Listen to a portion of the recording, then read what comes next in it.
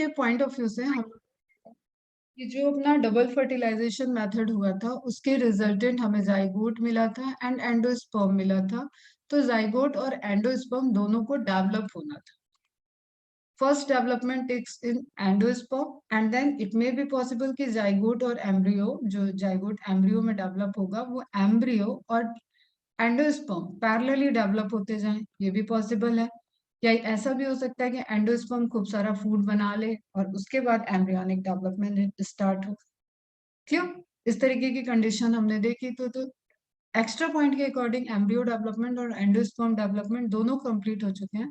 Embryo development NCERT वाला देखना है वो भी देखते हैं। फर्स्ट ये comparative table, very very important table है ये।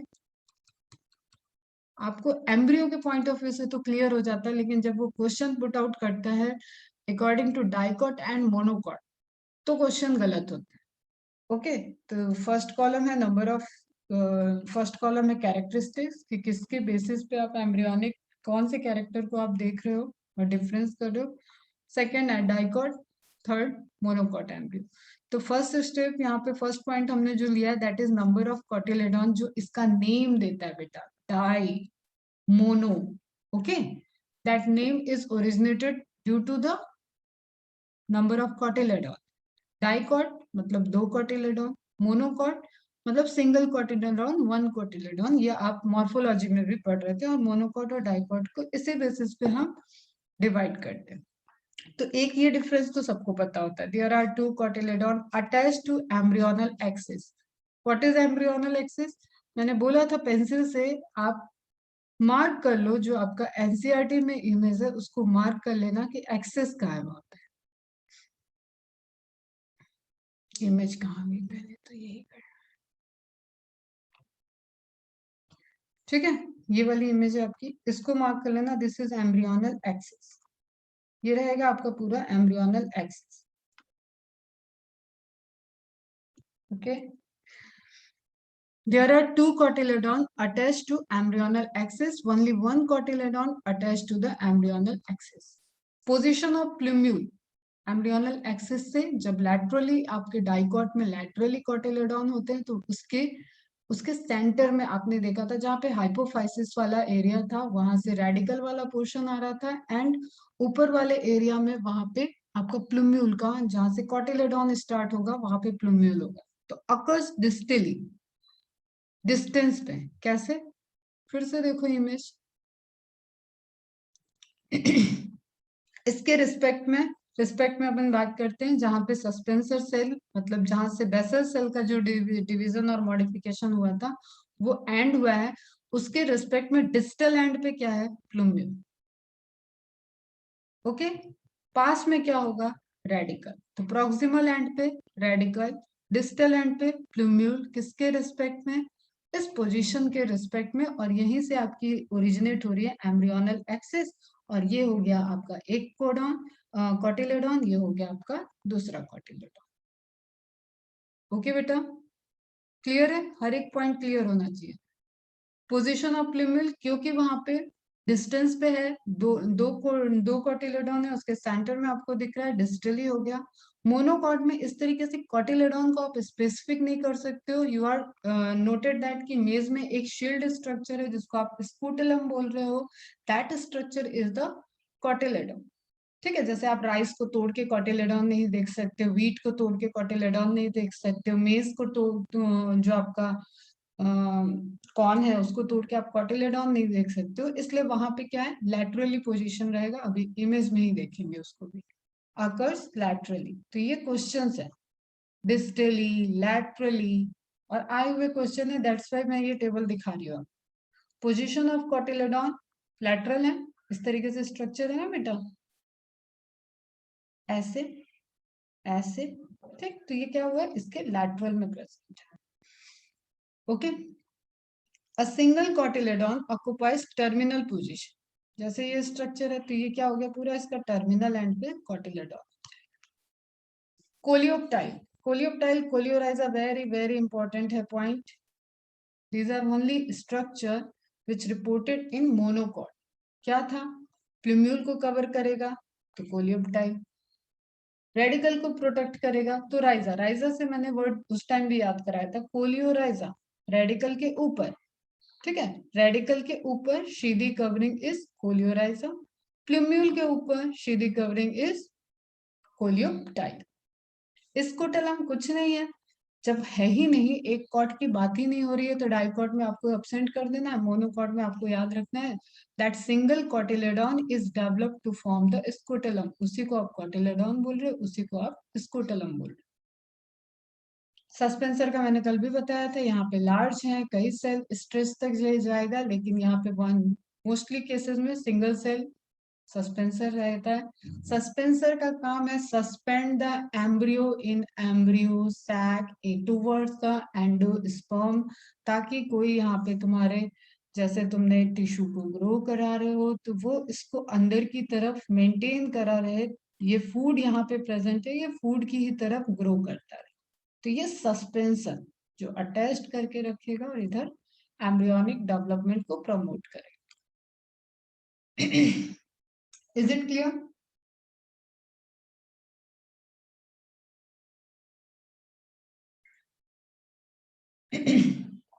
फास्ट रिप्लाई, सबको क्लियर हुआ?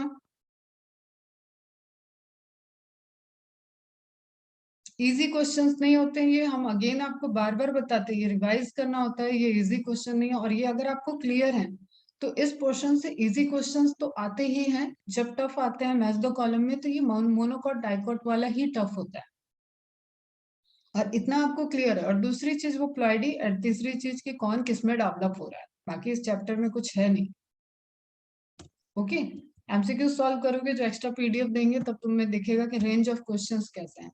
नाउ कम टू एनसीईआरटी, फटाफट मार्क करो।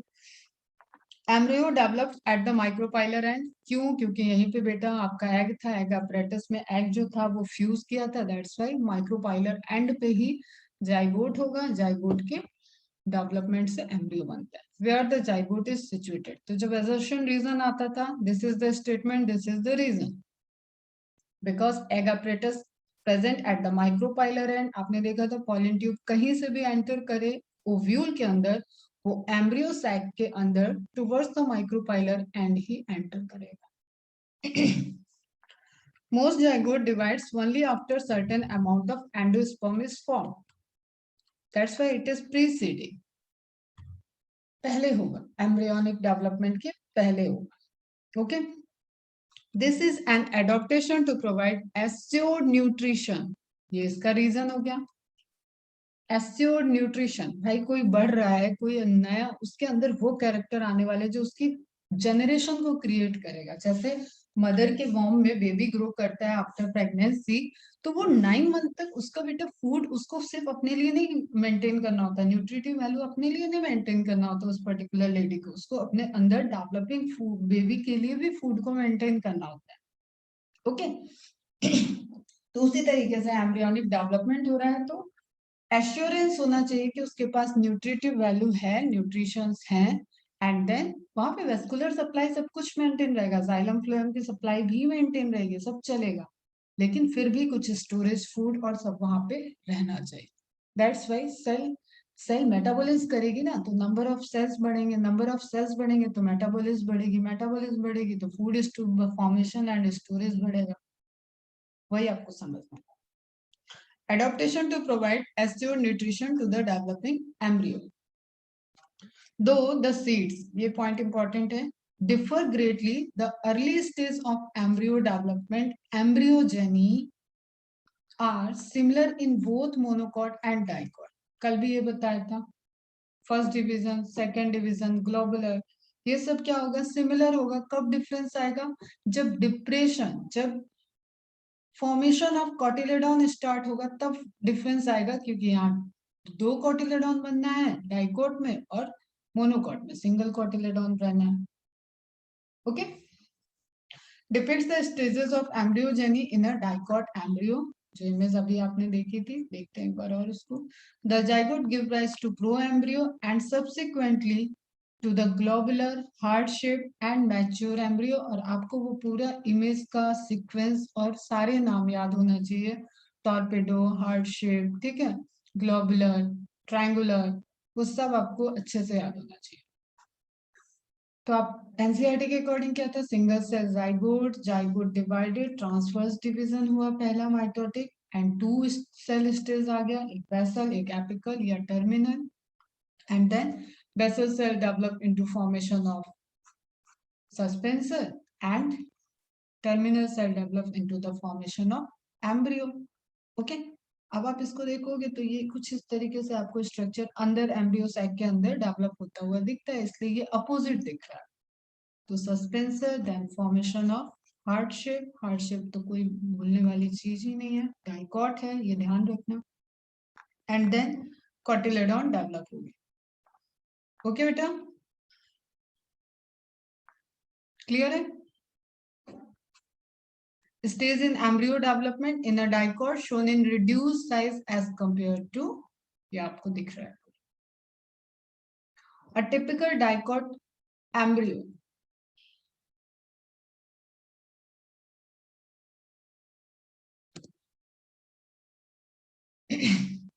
consist of an embryonal axis and two cotyledon, mark करा दिया मैंने, ये तुम ध्यान रखो, embryonal axis and two cotyledon.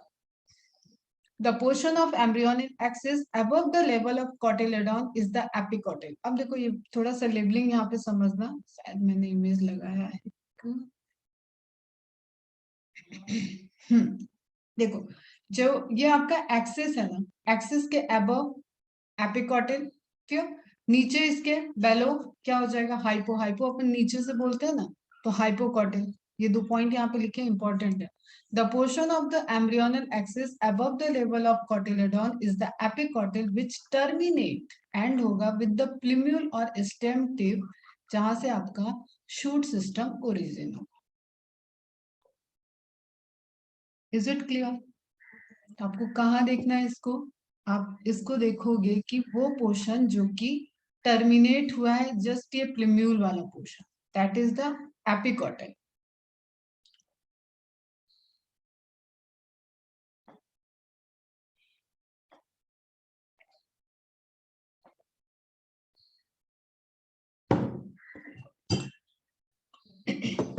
Clear? The cylindrical portion below the level of cotyledon, above the level of cotyledon, ये cotyledon का लेवल हो गया, इसके above this one is epicotyl, यहाँ पे ही प्लूमुलर रीजन होगा। अगर एक पॉइंट आपको करना है तो this is the axis, ये वाला पूरा, जहाँ पे आपका डाइकॉट का कॉटिलेडॉन ओरिजिन हो रहा है, दैट पोर्शन। ओके, तो ये अबव हो गया, और उसके अलावा नीचे वाला क्या हो गया, पूरा आपका हाइपोकॉट।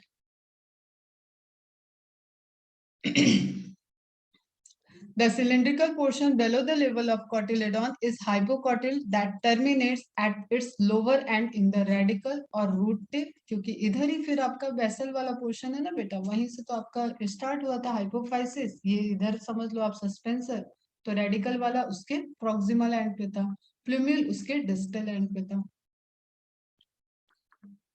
Is it clear?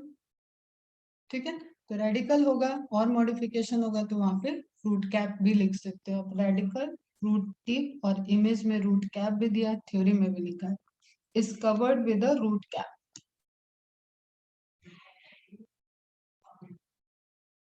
ओके, तो यहाँ टिपिकल डाइकोट एम्ब्रियो हो गया, and LS of an embryo of grass, grass मतलब मोनोकॉट बेटा, ठीक है, एलएस मतलब, अब ये इसी तरीके से आप समझ लो कि ये मोनोकॉट वाला है, तो डाइकॉट वाले डाइकोटिलेडॉन आपको नहीं दिखेंगे, आपको क्या दिखेगा कि एक सिंगल कॉटिलेडॉन, एक शील्ड जैसा स्ट्रक्चर दिखेगा, और अंदर आपको रेडिकल और प्लूम्यूल दिखेगा। तो उसको देखने के लिए आपको क्या करना होगा, इसको आपने कट कर दिया, क्योंकि यहाँ पे कैसा है, विदाउट कटिंग भी आपको वो लोकेशन दिख रही है, जस्ट बिकॉज ऑफ कॉटिलेडॉन के प्रेजेंस के रिस्पेक्ट में आप एक्सिस को डिवाइड कर ले रहे हो कि towards the cotyledon, above the cotyledon there is plumule, that is the epicotyl area, epi means ऊपर, ठीक है, एंड उसी कॉटिलेडॉन के रिस्पेक्ट में आप बेलो की बात करो, बेसल सेल के रिस्पेक्ट में, या सस्पेंसर के रिस्पेक्ट में आप नियर बाय की बात करो, तो वो आ जाएगा रेडिकल वाला हिस्सा, जो कि हाइपोकोटाइल के टर्मिनेटिंग एज है, टर्मिनेटिंग एंड पे। किसी भी तरीके से क्वेश्चन आए, कुछ टर्म्स हैं यहाँ पे जो कि आपको बहुत अच्छे से क्लियर होना चाहिए। मनाली क्लियर है? Akash, Elam, Ayush, Damini, Fariya, Iqra, Isha, Kashmira, Chetaki, Ninad, Prateek, is it clear? Prithvi, Shreyas, Shreyas, yes.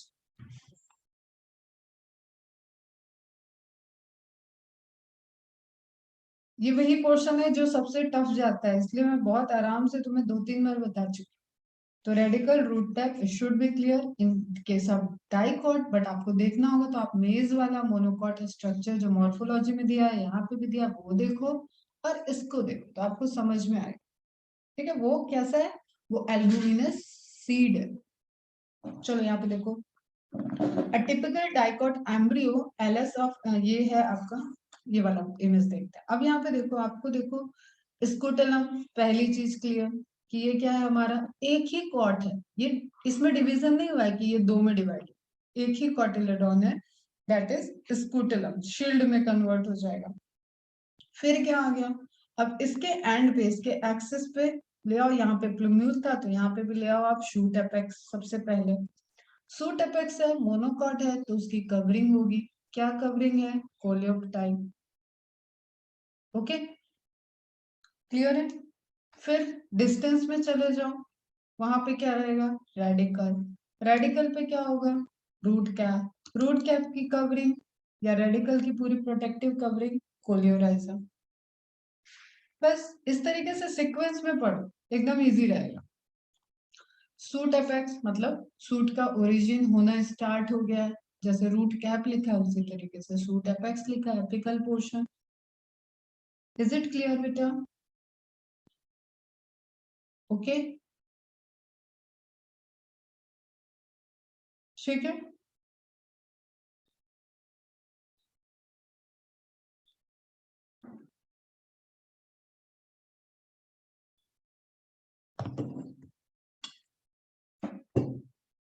चलो एक लेवलिंग यहाँ पे आपको एपीब्लास्ट की भी दी हुई है, this is again, this is एक कवरिंग जैसा आपको टिश्यू स्ट्रक्चर होता है एपीब्लास्ट, वो भी याद रख लो, लोकेशन के अकॉर्डिंग लेवलिंग याद रखना बस।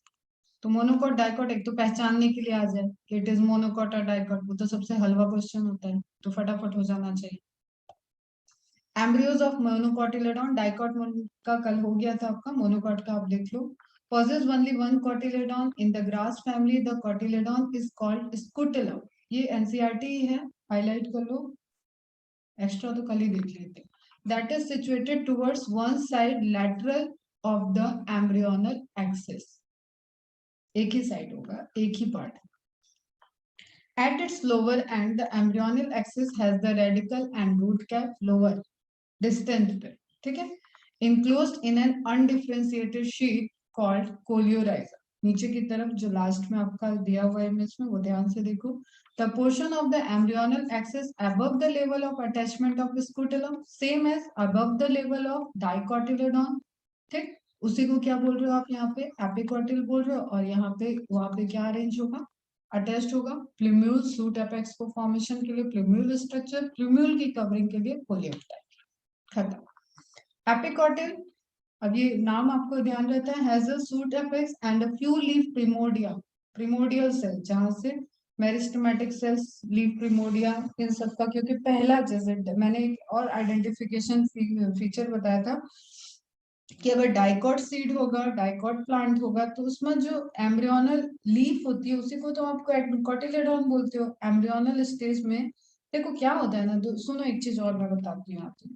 एंडोस्पर्म डेवलप, एंडोस्पर्म फूड दिया एम्ब्रियो को, एंडोस्पर्मिक फूड खत्म हो रहा है, ठीक है, तो एम्ब्रियो के जो कोटिलेडॉन हो गए ना, ये एंडोस्पर्म से फूड, जैसे जस्ट सपोज कि तुम गए हो वीमार्ट में, वीमार्ट से तुमने बहुत सारा फूड खरीदा है, लेकिन सब तो तुम खा नहीं रहे हो, ठीक है, तुम्हारा डेवलपमेंट, क्योंकि ये कैसे है, नॉन एम्ब्रियोनिक हो जाएंगे पूरा आपका, यहाँ पे आप ऐसा समझो कि कंज्यूम हो गया, एंडोस्पर्म खत्म हो गया, तो उस टाइम फटाफट उसने क्या कर दिया, उसने अपनी एम्ब्रियोनिक लीफ में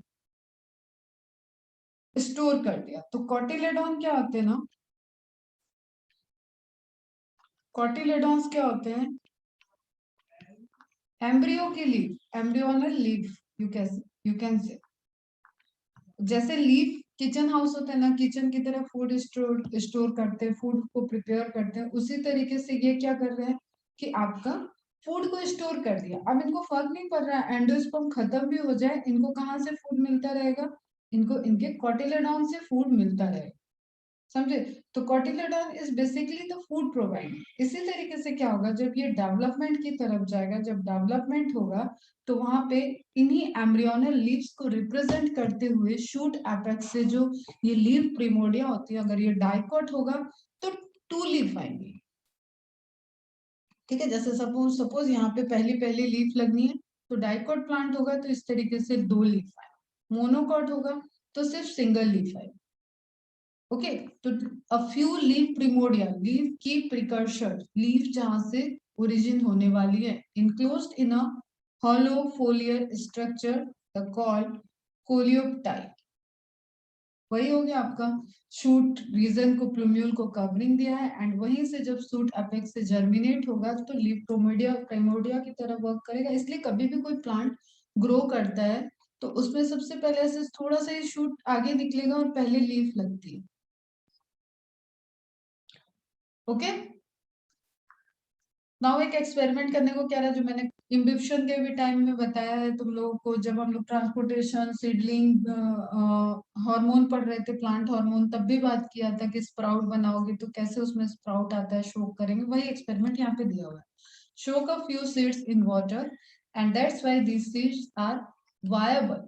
ये लिविंग होते हैं, जो आपके किचन में उसमें स्टोर करके बॉक्सेस में रखा हुआ है। स्टिल एक कंडीशन होना चाहिए, वो रोस्टेड ना, रोस्टेड होंगे तो उनका वाटर कंटेंट पूरा खत्म हो जाएगा, तब वो वायबल नहीं होंगे। लेकिन जो भी स्प्राउट बनाने के लिए आप मूंग दाल, चने की दाल, मूंगफली, ये सब आप यूज करते हो ना, वो जो बॉक्स में रखे हुए हैं वो जीवित हैं, उनके अंदर लाइफ है। दैट्स वाई आप उसको वाटर में सोक करते हो, वहां इम्ब्यूशन की प्रोसेस होती है, एलरोन लेयर की प्रोटीन रिच जो लेयर है उससे इंटरेक्शन होता है, सब आपने पढ़ा हुआ है। ओके, एंड देन वहां पे कन्वर्जन स्टार्ट होता है, जो वहां पे फैटी एसिड स्टोर्स हैं ऑयल के फॉर्म में, उन सब से एनर्जी लेना स्टार्ट होता है, एंड मेटाबॉलिक एक्टिविटी जो सीड डोरमेंसी में था, वो सब सीड डोरमेंसी ब्रेक हो जाती है और प्लांट का फॉर्मेशन स्टार्ट होता है, स्प्राउट आएगा सबसे पहले। तो soak a few seeds in water, say of wheat, maize, pea, chickpeas, groundnut overnight. एक रात इनको पूरा भिगो लिया। Split the seeds, भीग गए, वो फूल गए, तो अब उनको आप तोड़ तोड़ के देखो। ये ऑब्जर्वेशन करने के लिए बता रहा है कि observe the various part of embryo. जैसा मैंने आपको बताया, अगर आपने चने का दाना भिगोया, आप चने के दाने को ओपन करके देखो तो वो दो दो पार्ट में ओपन होगा, और जहां से वो ज्वाइन है, एक तो ज्वाइनिंग वाला एरिया होगा, एक आपको छोटा सा ऐसा स्ट्रक्चर दिखेगा, that structure is embryo. Okay, और ये क्या हो जाएगा आपका कॉटिलेडॉन। ये फूड है जो अब इस एम्ब्रियो के, मतलब अब ये सीड था ना बेटा, ये सीड था, ये चने की दाल वाला सीड है, तो ये सीड के ग्रो करने के लिए अब ये कॉटिलेडॉन फूड देंगे। और जब तक आप इसको सॉइल में लगा रहे हो, पानी दे रहे हो, अब ये जब आपने सोक किया तो आपने फूड तो डाला नहीं, सिर्फ वाटर ऐड किया था सोक करने के लिए, और उस वाटर से ये सारा इसके अंदर केमिकल लोचा हो गया, कन्वर्जन हो गया, मेटाबॉलिक एक्टिविटी स्टार्ट हो गई, जो कि सब सप्रेस हो रखी। लेकिन क्या वो आपके जो आपने वाटर का बॉल या पॉट यूज किया है, क्या उसी में वो बड़ा हो जाएगा, क्या वहां पे वो प्लांट लग जाएगा? नहीं लगेगा ना। आपको उस स्प्लिटिंग के, उस स्प्राउटिंग के बाद आपको उसको प्लांट करना पड़ेगा, गार्डन में लगा हुआ सॉइल में ले जाना पड़ेगा। पड़ा हुआ है पूरी प्लांट फिजियोलॉजी, मिनरल्स चाहिए उसको ना ग्रो करने के लिए। ठीक है, या एक्सपेरिमेंटली आप हाइड्रोपोनिक्स वगैरह करके भी ग्रो करा सकते हो। तो ये तो हो गया आपका embryo, monocot, dicot, extra information, development of embryo, development of endosperm, ये सब यहाँ पे कवर हो चुका है।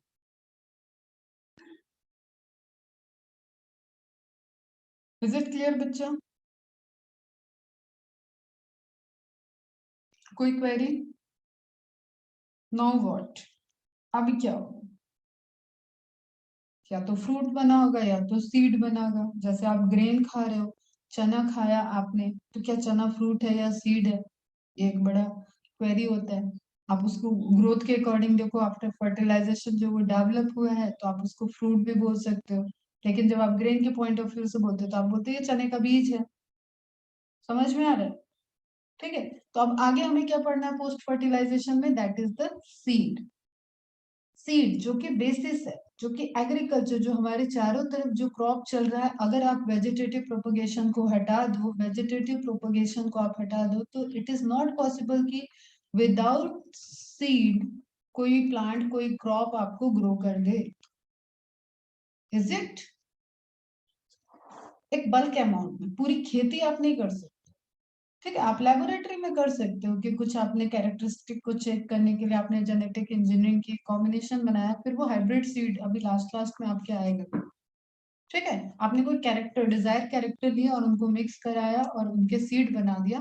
Now they are not allowed to reproduce बेटा।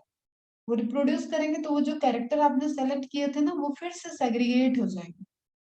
आते हैं हम उस मुद्दे पे लास्ट में। तो अब हमें इस सीक्वेंस में क्या पढ़ना है? सीड। सीड क्या है? वही एम्ब्रियो। कहाँ है? सीड के अंदर ही तो था, ओव्यूल के अंदर था। एम्ब्रियो सैक में एम्ब्रियो सैक में सारा फॉर्मेशन हुआ एंडोस्पर्म का और एग का। एग मतलब जाइगोट का, एम्ब्रियो का। तो उसके बाहर कवरिंग कौन सी है? सीड है। Ovule become seed. ठीक है बच्चा? तो हमने अंदर तो कर लिया, अंदर हमारा एंडोस्पर्म डेवलप कर गया, अंदर हमारा एम्ब्रियो डेवलप कर गया, और बाहर क्या होगा? बाहर भी बेटा फ्रूट होगा या तो सीड होगा। Okay, in angiosperm the seed is the final product of sexual reproduction. Direct line है, स्टेटमेंट है, करेक्ट स्टेटमेंट है।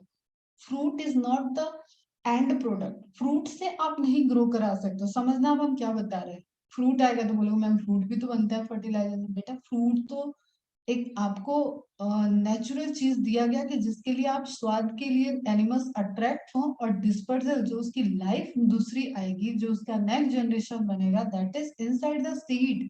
एम्ब्रियो में है वो। ओके, तो पर्पस प्लांट के रिस्पेक्ट से क्या है? प्लांट को क्या मजा आ रहा है कि तुम उससे आम खा के उसका आम तोड़ के चले गए? प्लांट को कोई मजा है क्या? प्लांट ने तुम्हारे बैकग्राउंड में तुम्हें यूज करके अपनी सीड का डिस्पर्सल करा दिया। तुम आम खरीदे, कहीं खाए, फेंके कहीं, उसका फिर वो कचरे वाला ले गया, सीड कहीं गया, और वो सीड को ग्रो करने के लिए कंडीशन मिला तो वो ग्रो कर गया। उस प्लांट ने तुमको यूं ही नहीं आम दे दिया। इसी तरीके से जो भी आप फ्रूट ले रहे हो, that is not the end product with respect to plant. Plant को उसका कोई बेनिफिट नहीं है।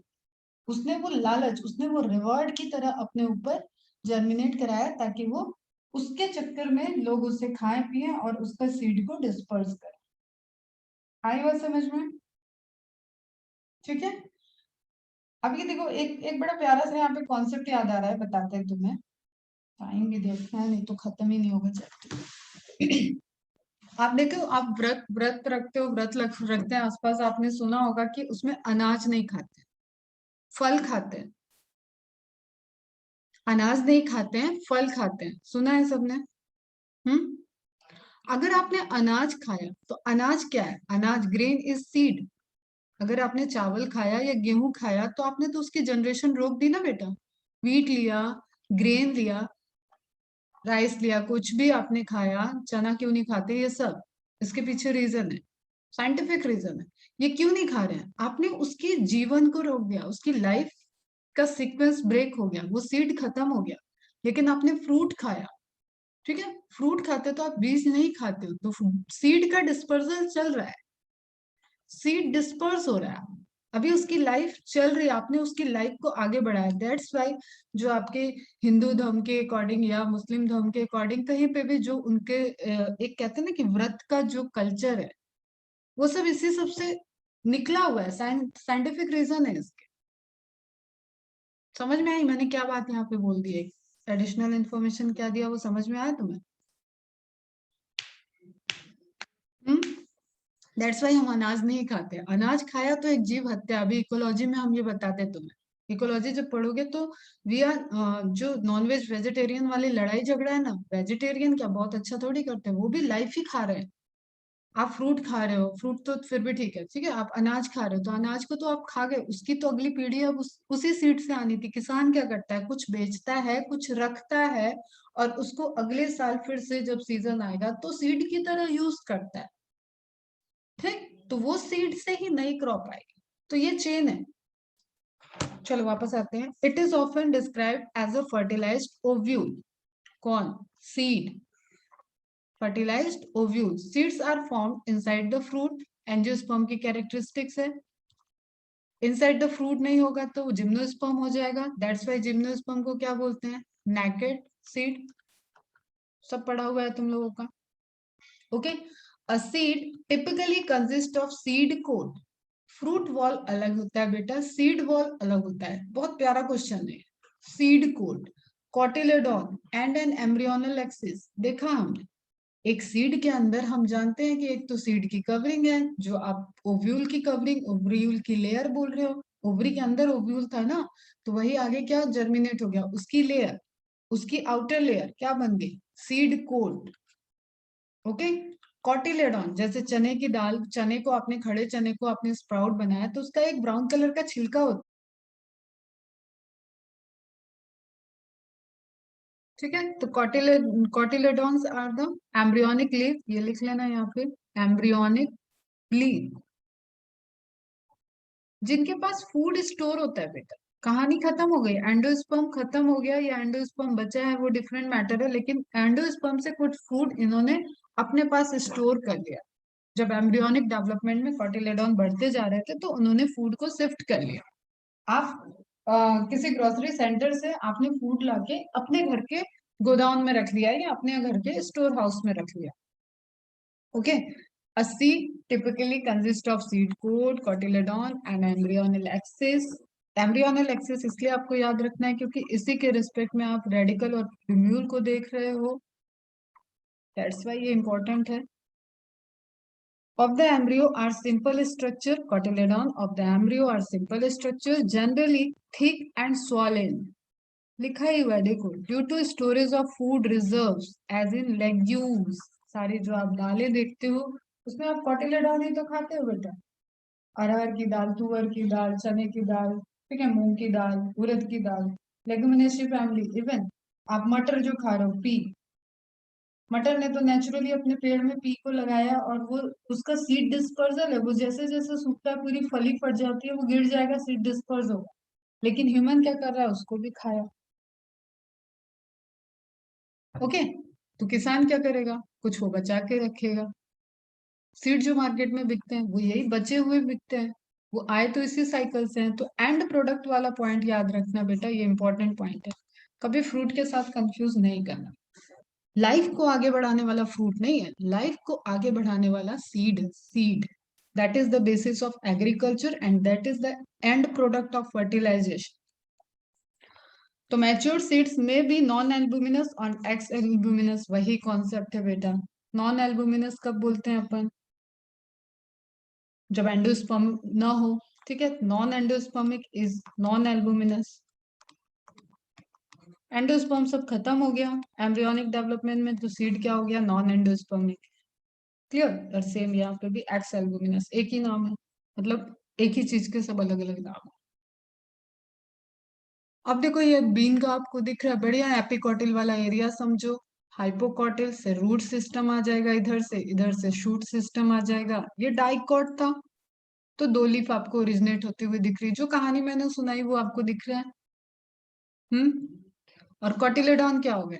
अब इस डेवलपिंग सीड को, डेवलपिंग एम्ब्रियो को, डेवलपिंग शूट एंड रेडिकल को फूड यहाँ पे कौन दे रहा है? कॉटिलेडॉन दे रहा है। ओके। और मोनोकॉट में ये आपको बढ़िया स्कूटेलम की सीड दिख रही है, स्कूटेलम अंदर होगा मतलब, लेकिन आप उसको ऐसे समझ सकते हो कि एक पूरी आपकी सीड दिखती है, वो बाहर की तरफ एलरोन लेयर वगैरह सब। अगर आप सिर्फ एम्ब्रियोनिक, क्योंकि ये सीड वाले में आप अलग तरीके से देखते हो, और एम्ब्रियोनिक डेवलपमेंट के टाइम आपको थोड़ा सा डिफरेंस है दोनों स्ट्रक्चर में। ठीक है, ये आपने देखा था मोनोकॉट का एक सिंगल, एंड देन आप उससे प्लूम्यूल को देख रहे थे, कोलियोप्टाइल कवर कर रहा था, एंड रेडिकल डिस्टेंटली होगा, और वहां पे आप देख रहे थे कि इसके रिस्पेक्ट में ये दूर होगा, इसके रिस्पेक्ट में, बेसल के रिस्पेक्ट में ये दूर होगा।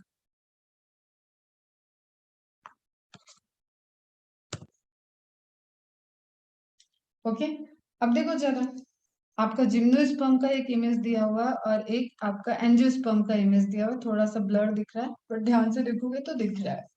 प्लूम्यूल फर्स्ट लीव, ठीक है। बीन है, दो स्लीव दिखेगी आपको, डाइकॉट हो गया, कहानी समझ में आ गई, हम लीव देख के ही पहचान गए। ओके, रेडिकल, प्लूम्यूल, फिर कल मैंने पूछा था हाइपोकॉटिल एपिकॉटिल, अभी छोड़ दो। देखो अपर स्टेम एपी, एपिकॉटिल एरिया से अपर स्टेम जर्मिनेट हो रहा है, मतलब शूट सिस्टम जर्मिनेट हो रहा है। हाइपोकॉटिल क्या होगा, इसके नीचे से रूट जर्मिनेट होगा, मतलब दैट इज द पॉइंट। जैसे आप प्लांट ग्रो होगा ना, तो प्लांट ग्रो होगा तो एक पॉइंट है ना बेटा, जहाँ पे रूट और शूट अटैच्ड भी होंगे ना, ये वाला एरिया। ओके, तो इसको लोअर स्टेम कह दें, कोई दिक्कत नहीं है, सही है वो भी।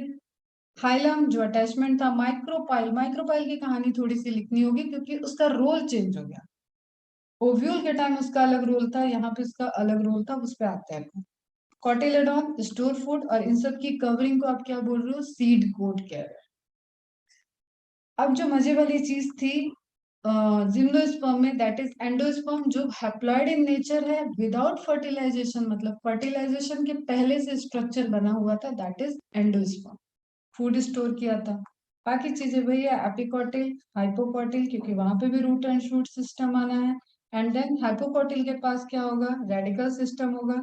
सीड तो प्रेजेंट था, भले ही फ्रूट नहीं था, तो सीड कोट होगा। माइक्रोपाइल वो एंड जो कि पॉलन ट्यूब को एंट्री कराया था, और अब जो कि न्यूट्रिशन लेगा, जो वाटर को एंट्री कराएगा, वो सारा एंड क्या हो जाएगा, माइक्रोपाइल। ओके, तो आप चने की दाल देखना, चने की दाल में आपको चने को देखना, चने के उसमें आपको एक इस तरीके से पोड़ दिखेगा छोटा सा, that is the micropyle. Okay, ये समझ में आ गया। हाइपोकॉटिल एपिकॉटिल में कोई गलती नहीं करना, रेडिकल का लेवल समझो। अगर तुम्हें एकदम फिर से हम सिंपल वे में बताएं तो एपिकॉटिल जो ये लिखा हुआ है ना अपर स्टेम, ये लिख लोगे तो अच्छा रहेगा, तुम्हें एकदम बढ़िया से समझ में आ जाएगा। एम्ब्रियोनिक एक्सिस के अकॉर्डिंग है दोनों। हाइपोकॉटिल, कॉटिलेडॉन बोल दो या एम्ब्रियोनिक एक्सिस बोल दो, एक ही बात है। लोअर स्टेम, तो इसके टूवर्ड्स क्या होगा, रूट डेवलपमेंट चलेगा, मतलब रेडिकल को आपको इधर ले आना है।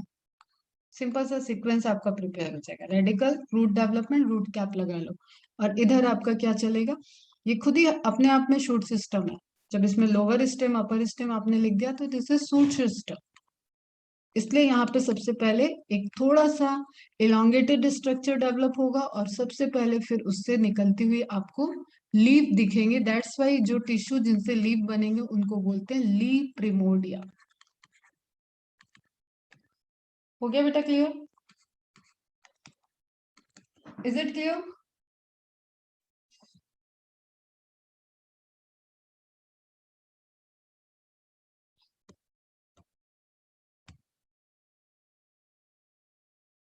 Very good.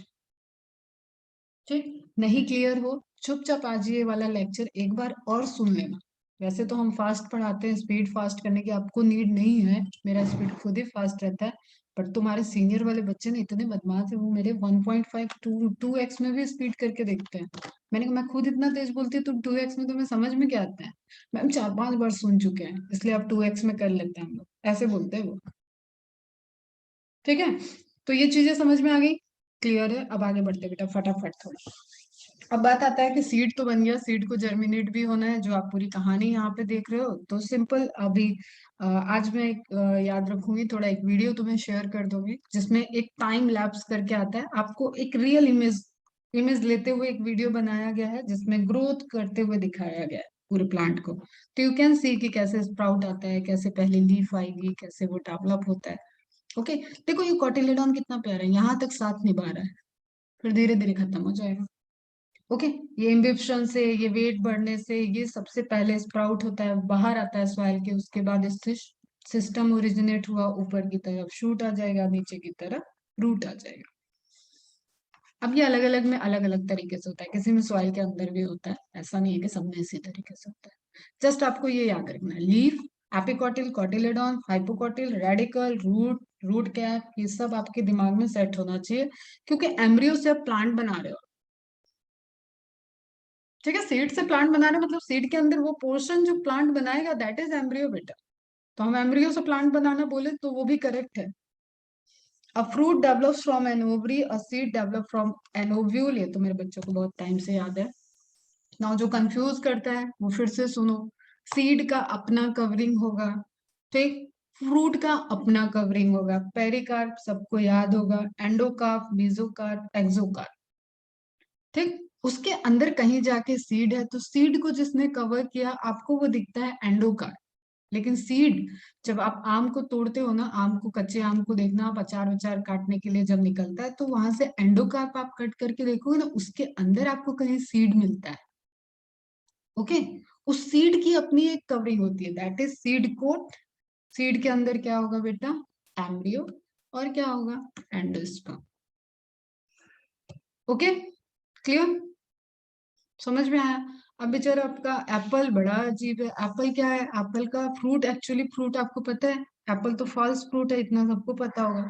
लेकिन उसकी रियल ओवरी कहाँ गई, ये क्वेश्चन नहीं पता होता है। रियल ओवरी वो पोर्शन है जो आप निकाल के फेंक देते हो। आप ये खाते हो ना, ये पोर्शन खाते हो। एप्पल, पियर, स्ट्रॉबेरी, इनके केस में क्या है? अदर देन कुछ और पार्ट से, ओवरी से other than part, mostly thalamus include होता है उसमें, वो डेवलप कर गया फ्रूट में। उसके पास है फ्रक्टोस, उसके पास है स्टोरेज फूड। और कुछ भी खाओ, डिस्पर्जल तो सीड को कराना है, तो प्लांट बहुत शातिर है इस मामले में। सीड को उसने डिस्पर्जल करा लिया एनिमल से, उसकी लाइफ चल देगी। आप फ्रूट खाओ, उसने बनाया ही फ्रूट इसलिए था ताकि आप खाओ और सीड को डिस्पर्स करो। अभी देखते हैं, ये दिया हुआ भी है पैराग्राफ में, वहां देख लेंगे। तो सीड कोट और पेरिकार्प में कंफ्यूज नहीं होना है। सीड कोट सीड की कवरिंग है एंड पेरिकार्प फ्रूट की covering. Okay, cotyledon, shoot apical, बार बार ये बात हो गई, अब हम इस पे नहीं रुक रहे हैं, फास्ट थोड़ा सा चलते हैं।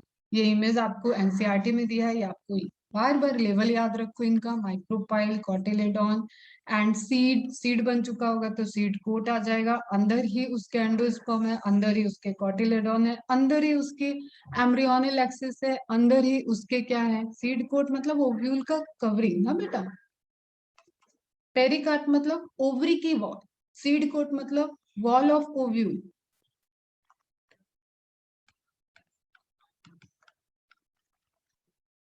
Wall of ovary. ओके बच्चा, क्लियर है ना? ठीक है, तो बाकी स्ट्रक्चर तो आप इसके अंदर ही ले आओ, जो ओव्यूल के स्ट्रक्चर अभी तक पढ़ रहे थे वो सब अंदर ही है। अगेन देखो, ये वाला इमेज तो वेरी वेरी इंपॉर्टेंट है, आया हुआ भी है, पीवाईक्यूज में भी मिल जाएगा आपको। फिर से वही बात, coleorhiza, plumule, coleoptile, radicle, scutellum, this is the monocotyledon. ये कोटिलेडॉन है और ये डेवलप हो चुका है, तो ये रिमेनिंग एंडोस्पर्म रह गया, that's why it is albuminous seed.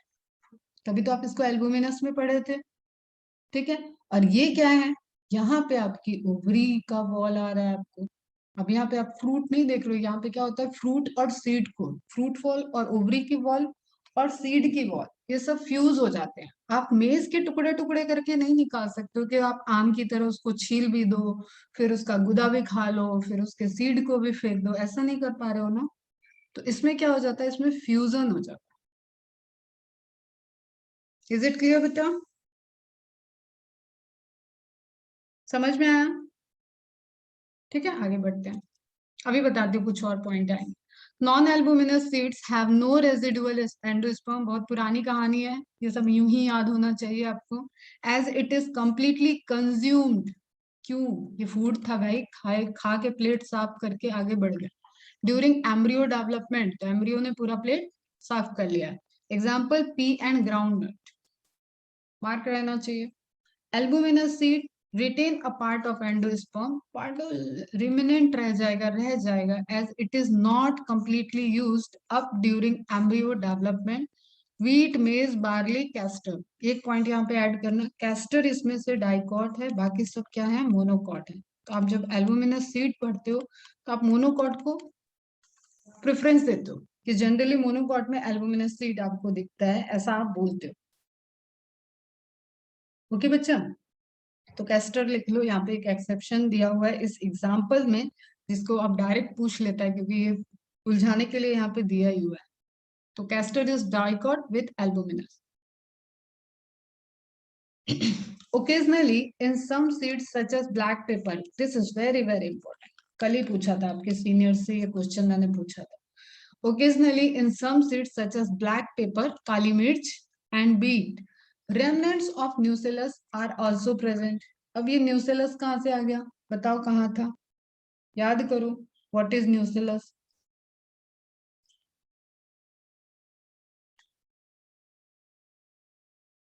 बताओ बेटा।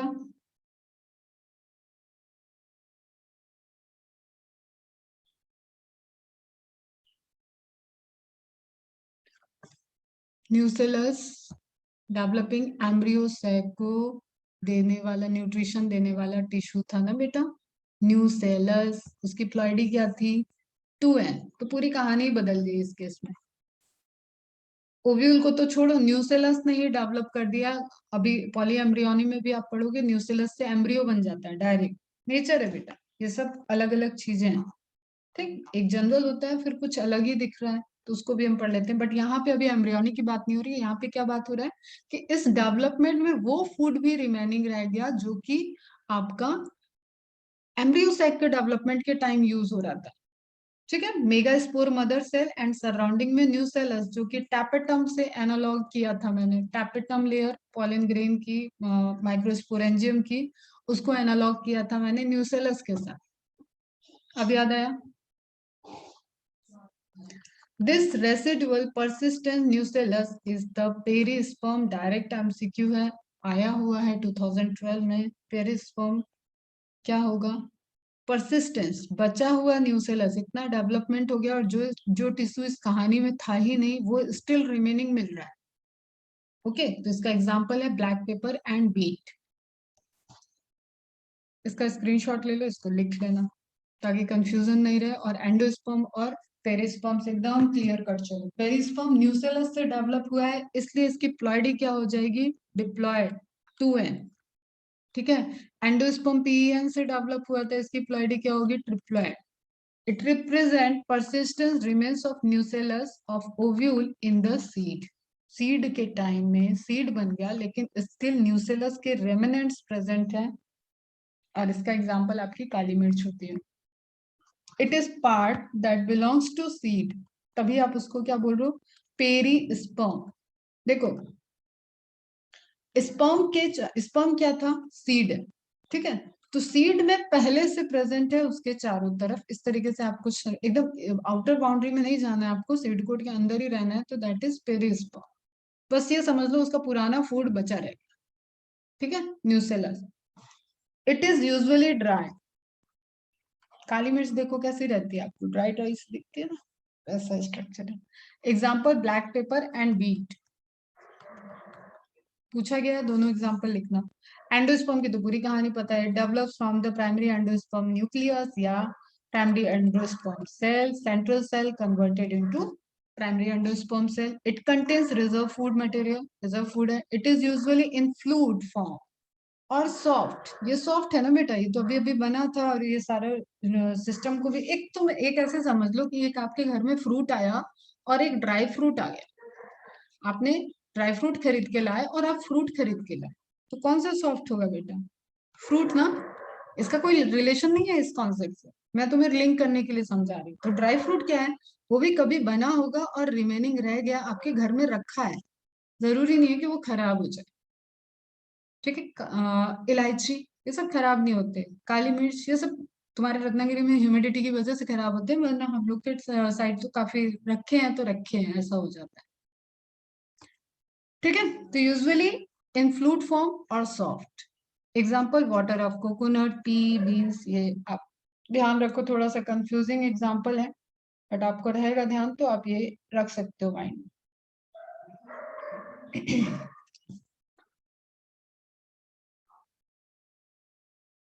बाकी सारे सीरियल्स को भी आप यहाँ पे मेंशन कर सकते हो। ओके, वापस आ जाते हैं एनसीईआरटी में। Integuments of ovules harden as tough protective seed coats. Integuments of ovules harden, conversion के टाइम आप देख रहे हो वही एंटोगमेंट क्या हो गए, आगे जाके सीड कोड बन गए। एंटोगमेंट कहाँ थे? ओव्यूल के डेवलपमेंट में एंटोगमेंट वर्ड यूज किया था। ओके, एंटोगमेंटेड माइक्रोस्पोरेंजिया बोला था मैंने ओव्यूल को, कुछ याद आ रहा है? वही एंटोगमेंट क्या हुए, सीड कोड को फॉर्म कर दिए। The micropyle remains as a small pore in the seed coat. Micropyle कैसे रहेंगे? एक स्मॉल पोर की तरह वहां पे रिमेनिंग प्रेजेंट रहेंगे माइक्रोपाइल, जो कि आपको फंक्शन उसका चेंज हो जाएगा। They function for the absorption of water and food. As the seed matures its water is reduced, ये देखो ये पॉइंट छूट रहा है। This facilitate entry of oxygen, important point है बेटा, ऑक्सीजन नहीं बोला मैंने, and water into the seed during the germination. कौन सा जर्मिनेशन? फ्रूट जर्मिनेशन नहीं है, दिस इज सीड जर्मिनेशन। आप अगली साइकिल स्टार्ट कर रहे हो, अगला प्लांट बनाना स्टार्ट किया, तो that is the seed germination. इसलिए मैंने बोला माइक्रोपाइल का रोल खत्म हो गया, बदल गया, खत्म नहीं हो गया, बदल गया। तो कंपैरेटिव क्वेश्चन पूछते हैं, फर्टिलाइजेशन में पॉलन ट्यूब की एंट्री, सिनर्जिड वाला फंक्शन, डायरेक्शन वाला फंक्शन, वो सब माइक्रोपाइलर एंड पे हो रहा था। आफ्टर फर्टिलाइजेशन जब सीड है, तो सीड के टाइम में उसमें क्या हो रहा है, ऑक्सीजन की सप्लाई, ऑक्सीजन की एंट्री और वाटर की एंट्री हो रही है। As the seed mature, its water content is reduced and seeds become relatively dry, 10 to 15% moisture by mass. Important point है, यदि आप नोट डाउन करके रखो, वो जो आपका सूखे हुए आपको लग रहा है कि बीज आपके घर में रखे हुए हैं डब्बे में, वो सूख चुके हैं, एक्चुअली उनके अंदर भी 14% वाटर होता है, 10 to 15 यहाँ पे रेंज दिया हुआ है, वो आप लिख। लेकिन वही आपने रोस्ट कर दिया तो कहानी खत्म, वायबिलिटी खत्म, वो मॉइस्चर जो था उसके अंदर 14%, वो सभी मॉइस्चर इवापोरेट हो गया। तो आप उसको मजे से फिर बोलते हैं अब हम रोस्टेड चीज खा रहे हैं, हम रोस्टेड चना खा रहे हैं, ठीक है, वो भी लाइफ खत्म। तो general metabolic activity of the embryo slows down, seed के अंदर एम्ब्रियो की एक्टिविटी को स्लो डाउन रखना है, क्योंकि रेडिकल प्लूम्यूल उसके अंदर ही है बेटा, इसलिए बार बार कभी सीड कभी एम्ब्रियो, कभी सीड कभी एम्ब्रियो चलता रहेगा। इसलिए मैंने पहले जर्मिनेट करा दिया प्लांट, ताकि तुम्हें कंफ्यूजन नहीं हो और ये टेक्स्ट तुम एक सीक्वेंस में खत्म कर। द एम्ब्रियो में enter a state of inactivity which is called seed dormancy. पूरा का पूरा सीड डॉर्मेंसी में जाएगा ना, ऐसा तो है नहीं कि सीड बाहर से एक्टिविटी कर रहा है और अंदर एम्ब्रियो डॉर्मेंट है, ठीक है। The embryo may enter a state of inactivity called dormancy, or if favorable conditions are available, that is adequate moisture, oxygen and suitable temperature, they germinate. वही कहानी है बेटा कि आपने डब्बे से निकाला और तो बीज को सोक कर दिया। ओके, क्लियर है? क्लियर है? कोई कंफ्यूजन?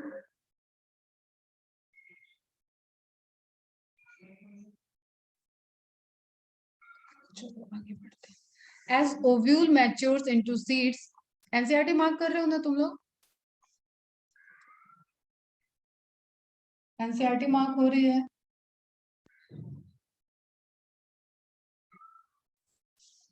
चलो फास्ट हो रहा हो तो बोल देना, एक इवनिंग में क्लास रख लेंगे आधे घंटे की, कंप्लीट करना है, ऐसा नहीं है कि तुम्हें हम परेशान करके कंप्लीट करें, इवनिंग में कर लेंगे। ध्यान से देखो, as ovules mature into seeds the ovary develops into fruit. तो ये भी पुरानी कहानी है। That is the transformation of ovules into seeds and ovary into fruit proceeds simultaneously, parallelly चलेगा ना, ऐसा तो है नहीं कि फ्रूट बन रहा है और ओवरी आराम कर रहे हैं, ओव्यूल आराम कर रहा है, बाहर की तरफ फ्रूट बन रहा है, अंदर की तरफ सीड बन रहा है, पैरेलल चल रहा है। The wall of the ovary develops into the wall of fruit called pericarp, बता दिया मैंने इमेज से तुम्हें। The fruit may be fleshy, गुदा, ठीक है, as in guava, orange, mango, और may be dry as in ground nut and mustard. आप जिसको बीज बोलते हैं वही यहाँ पे क्या है, फ्रूट है ना बेटा, seed, they are fruit, fleshy नहीं है। हम टाइप्स ऑफ फ्रूट पे एक अलग से एक्स्ट्रा लेक्चर देंगे जब तुम्हारा पूरा कोर्स खत्म हो जाएगा, वो अब आता नहीं है इसलिए मैंने उसको होल्ड कर रखा है। बस क्वेश्चन आपको मिलता होगा कि ड्रू फ्रूट कौन कौन से हैं, ट्रू फ्रूट कौन से हैं, फॉल्स फ्रूट कौन से हैं, कैरियोप्सिस, ऐसे फ्रूट्स को कैरियोप्सिस में लेते हैं जिसमें फ्रूट वॉल और ओवरी वॉल, मतलब ओवरी की वॉल और सीड वॉल फ्यूज हो। ठीक, तो वो हम ले लेंगे एक एक्स्ट्रा क्लास, अभी बस इतना आप समझते हो। चलो, many fruits have evolve mechanism for dispersal of seeds. देखते हैं आप, recall the classification of fruits, पढ़ाया ही नहीं है मैंने, तुम्हें रिकॉल नहीं करना है अभी, and their dispersal mechanism that you have studied in an earlier class. ठीक है, बताएंगे आप, डिस्पर्सल देख लेंगे, क्लासिफिकेशन ऑफ फ्रूट्स बताएंगे, एक चार्ट तुम्हारे मॉड्यूल में दिया हुआ है उसमें से मार्किंग करा देंगे और एक लेक्चर ले लेंगे। Is there any relationship between the number of ovules in an ovary and the number of seeds present in a fruit? बताओ, बताओ क्या बात कर दिया, ये रिलेशनशिप होगा कि नहीं होगा? रिलेशनशिप हुआ ना बेटा, ऊपर ही लाइन लिखा था कि ओव्यूल मैच्योर इनटू सीड, तो जितने ओव्यूल उतने सीड होने चाहिए लॉजिकली, अगर उनका डेवलपमेंट सही डायरेक्शन में चल रहा है। अगर कोई दूसरा नेचुरल प्रोसेस से डिनेचर्ड हो गया ओव्यूल, तो सीड का नंबर और ओव्यूल का नंबर वेरी कर सकता है। पर थ्योरी ये कहती है कि जितने नंबर ऑफ ओव्यूल है उतने नंबर ऑफ सीड हो जाएंगे। Okay, in most plants, by the time the fruit develops from the ovary, other floral parts degenerate. Important point है, other floral part अब क्या हो गया, मतलब एंड्रोशियम, कैरोला, कोरोला, कैलिक्स, इन सबको क्या होना होगा, डीजेनरेट। ठीक है, थैलेमस, ये सब डीजेनरेट हो जाएंगे। However, in a few species such as apple, आ गया तुम्हारा first fruit, strawberry, cashew, important example है, लिस्ट बना लो एग्जांपल्स के यहाँ से। द थैलेमस, थैलेमस क्या था, जिस सिंहासन पे सारी फ्लोरल रिंग प्रेजेंट है, दैट इज थैलेमस, सिंपल सी बात। Also contributes to fruit formation, अभी एप्पल वाला इमेज देखे थे और एनसीईआरटी में भी दिया हुआ है। Such fruits are called false fruit. क्यों फॉल्स फ्रूट बोल रहे हैं बेटा, क्योंकि वो ओवरी से नहीं डेवलप हुआ है। बताया मैंने ना, ओवरी वाला पोर्शन कहाँ है सेब के अंदर, जो बीच में आप एक ऐसे सीक्वेंस निकाल देते हो ना, या तो नाइफ लेते हो, कोई लोग ऐसे गोल गोल निकाल देते हैं, कुछ लोग एप्पल को ऐसे कट करते हैं और फिर हर में से निकालते जाते, हर स्लाइस में से निकालते हैं। ठीक, वही क्या है आपका, ओवरी है। Most fruits however develop only from the ovary and are called true fruits, लेकिन सारे मोस्टली फ्रूट्स कहाँ से डेवलप हो रहे हैं, ओवरी से। दैट्स व्हाई आप जनरल स्टेटमेंट ये देते हो कि ovary converted into fruits. Although in most of the species, fruits are the result of fertilization, there are a few species in which fruits develop without fertilization. And product नहीं लिखा है, result लिखा है, तो फर्टिलाइजेशन होना तो जरूरी है, तो फ्रूट बनेगा ना। अगर विदाउट फर्टिलाइजेशन बनता है तो उसको तुम लोग मेरे से बहुत बार सुन चुके हो, that is the parthenocarpic. Carpic means fruit, partheno मतलब फॉल्स, फॉल्स। विदाउट फर्टिलाइजेशन अगर फ्रूट बन रहा है तो उसको आप बोलते हो पार्थिनोकार्पिक, उसी की बात कर रहा है। In which fruits develop without fertilization. Types of fruit दे दिया, फॉल्स फ्रूट देख लो, पेरिकार्प, पेरिकार्प को पकड़ो, पेरिकार्प किसकी वॉल थी, ओवरी की वॉल थी बेटा, ये तो यही खत्म हो गई, इसका मतलब ओवरी तुम्हारा यहाँ है, ये क्या है, थैलेमस से डेवलप हुआ है। ओके, और बाकी जनरल क्या दिख रहा है आपको, फ्रूट होगा, ओवरी है, सीड है, फर्टिलाइज्ड ओव्यूल है, और पेरिकार्प वॉल बना दिया। पेरिकार्प को अगेन अपन ने डिवाइड कर रखा है एक्सोकार्प, मेसोकार्प, एंडोकार्प में, वो फिर से आपको एक वैरायटी दिखेगा। एक टाइम में एक सीक्वेंस को पकड़ो, सब कुछ एक साथ नहीं मिक्स हो जाएगा। तो आपकी एनसीईआरटी का इमेज जो आपको क्वेश्चन में पूछेगा, स्ट्रॉबेरी देख लो, उसमें एक्ने है, थैलेमस है, ये पोर्शन ही मॉडिफाइड होके फ्रूट में कन्वर्ट हो गया है, that is not true ovary, ovary वाला पोर्शन नहीं है ये, तो इसलिए इसको भी आप फॉल्स बोलते हो। क्लियर, यहाँ पे आप इसका एलएस देख रहे हो, this is LS, this is TS, ये वाला स्ट्रक्चर आप जो देख रहे हो दैट इज द ओवरी, इसको रिमूव कर लेते हो। समझ में आया, सीड क्योंकि दिखता है, तो सीड कहाँ से आया, ये चीज ध्यान रखना पड़ेगा ना अपने को। ओव्यूल सीड बन गया है लेकिन थैलेमस फ्रूट बन गया है, तो ओवरी कहाँ रह गया बेटा, ओवरी ओव्यूल और थैलेमस के ही नियर बाई कहीं होगा, उसी के बीच में होगा। तो वही स्ट्रक्चर आप इमेजिन करो, एक एप्पल कट करो, An apple a day keeps doctor away. ठीक है, खाओ और ऑब्जर्व करो. Such fruits are called parthenocarpic fruit. Banana is one such example. कौन सा फ्रूट, देखो इमेज का सीक्वेंस गड़बड़ा दिया थोड़ा. यहाँ जो थ्योरी पढ़ रहे थे उसको ले जाओ वहां पे. विदाउट फर्टिलाइजेशन, ये नहीं है पार्थेनोकार्पी, ये नहीं है पार्थेनोकार्पी. ये दूसरा एग्जाम्पल हो गया आपका फॉल्स फ्रूट वाला, जो उस पैराग्राफ में ऊपर दिया हुआ था. पार्थेनोकार्पी का सबसे बेस्ट एग्जाम्पल है बनाना. अगर आप बनाना, जो कि पहले इवोल्यूशन में पहले जो बनाना होते थे उसमें सीड होते थे, एंड जस्ट इमेजिन करो आप बनाना खा रहे हो और उसमें बीज ही बीज हो, बीज ही बीज हो, तो आप उसको कैसे खाओगे. हम इकोलॉजी में करेंगे बात इस पे, अभी ज्यादा बात नहीं करेंगे. जस्ट हमें ये समझना है कि विदाउट सीड कमर्शलाइज करने के लिए भी कुछ प्लांट को टेक्निकली यूज किया जाता है. पार्थेनोकार्पी को इंड्यूस किया जाता है because now we know the hormones which is responsible for the induction. That's why वो लेबोरेटरी में भी प्रोसेस हो सकती है. पार्थेनोकार्पी, देखो आई गया अगली line. Can be induce through the application of growth hormone and such fruits are seedless. Okay, कोई फर्टिलाइजेशन नहीं हुआ बेटा, ओव्यूल के अंदर कोई कहानी ही नहीं चली, तो वो सीडलेस ही होंगे. Seeds offer several advantages to angiosperm. अभी लिस्ट देते हैं, उसको आप नोट कर लेना. Firstly, since reproductive process such as pollination and fertilization are independent of water, seed formation is more dependable. Imbibition, ठीक है, सीड तभी जर्मिनेट करेगा जब पहला प्रोसेस उसके अंदर इम्बिबिशन होगा, और इम्बिबिशन के लिए रिस्पॉन्सिबल है वाटर. वाटर जैसे ट्रांसपोर्ट करेगा, उसके डोर्मेंसी ब्रेक डाउन करने के लिए फर्स्ट स्टेप रहेगा. ओके बच्चा, बोलो बेटा.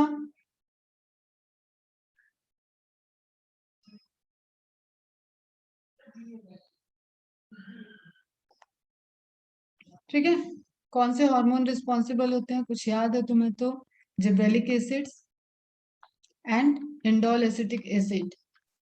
नोट कर लो, फिर फुल फॉर्म लिख लेना. ये plant growth hormone. Also, seeds have better adaptive strategy for dispersal to new habitat and help the species to colonize in other area. देखो बेटा, अब सिंपल सी कहानी एक थोड़ा सा फिर से सुनो, समझने की कोशिश करना कि अगर एक मैंगो के ट्री से सारे आम वहीं पे गिर जाए. अब हम बार बार मैंगो क्यों लेते हैं, क्योंकि तुम रत्नागिरी में बैठे हुए हो. ठीक, तो मैंगो की ट्री से अगर हम कहें कि ये ट्री भैया इतने सारे हजारों आम इस पे जो लगे थे वो सब यहीं गिर गए, और कंडीशन फेवरेबल है, भाई पेरेंट को ही खत्म कर देंगे, यहाँ पे कितने सारे मैंगो के ट्री बन जाएंगे, ये पूरा आम का बाजार बन जाएगा, बगीचा बन जाएगा. मतलब समझ रहे हो. तो नेचर ने क्या किया भाई, यहाँ से लो, खाओ और दूसरी जगह फेंको. तो डिस्टेंटली इनका डिस्ट्रीब्यूशन हो रहा है. समझो ना, खूबसूरत है नेचर. खुद से अप्लाई करो ना. अगर सभी बीज तुम यहाँ पे लगा दोगे तो इस सॉइल में जो न्यूट्रिशन मिनरल्स प्रेजेंट है, क्या वो अवेलेबल हो पाएंगे, सभी प्लांट अच्छे से ग्रो कर पाएंगे. आम का बगीचा इज डिफरेंट थिंग. होता भी है आम का पेड़ पास पास, लेकिन वो बगीचा होता है, वो पूरी वहां पे उस चीज को मेंटेन किया जाता है. बट नेचुरली अगर आम के पेड़ के आसपास ही जितने आम थे उसके ही अकॉर्डिंग आपने आम प्रोड्यूस हो गया होता नेचर में, तो इज इट पॉसिबल कि एक आम हेल्दी ग्रो कर जाता? फिर वो किसी काम का नहीं रहता, ना पेरेंट काम का रहता, ना बच्चे ग्रो कर पाते, क्योंकि यहाँ पे जो सॉइल है इसमें डेफिशिएंसी आ जाएगी. अरे सभी उस चीज को खींचेंगे. समझ रहे हो. तो नेचर ने क्या किया कि कॉलोनाइज इन अदर एरिया. ठीक, फिर से इमेज, पैराग्राफ और इमेज से आगे पीछे हो जा रहे हैं. ये इमेज क्या शो कर रहा है, पार्थिनोकार्पी को शो कर रहा है. विदाउट सीड फॉर्मेशन यहाँ पे फ्रूट को डेवलप कर लिया गया. पपाया वाला तो अपने कंट्री में भी दिखता है, ये दिखता है. ये वाटरमेलन अपने कंट्री में अभी बहुत कम दिखता है, मुंबई साइड मिल जाता है, ट्रांसपोर्ट करके आए हुए होते हैं. ठीक है, तो पार्थेनो का अपने कंट्री में क्या दिखता है, ब्लैक ब्लैक सा सीड दिखता है ना, खाते जाओ सीड निकालते जाओ, बढ़िया टाइम टेकन होता है वाटरमेलन का. तो वो क्या है, वो फर्टिलाइजेशन का रिजल्टेंट है. Parthenocarpy, in some cases, fruit development proceeds without fertilization and thus no seed formation takes place. Banana, pineapple, and some varieties of oranges and grapes. ठीक है।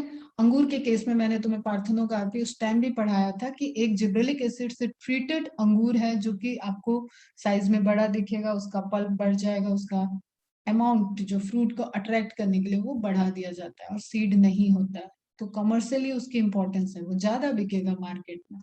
सच development is called parthenocarpy. It is due to hormonal imbalance, usually high oxygen level, oxygen को भी याद रखना है अपने को, occurs in these ovaries.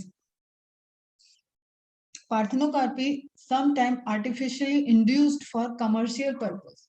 Cell बढ़ानी है by adding oxygen as in tomato peppers. ठीक है, अब देखो आप इमेजिन करो, ये है बनाना विथ सीड, कैसा लगेगा ये?